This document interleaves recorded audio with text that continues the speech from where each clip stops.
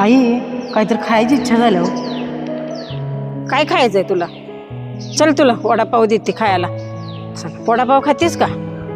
चल चल देते, चल तुला वडापाव.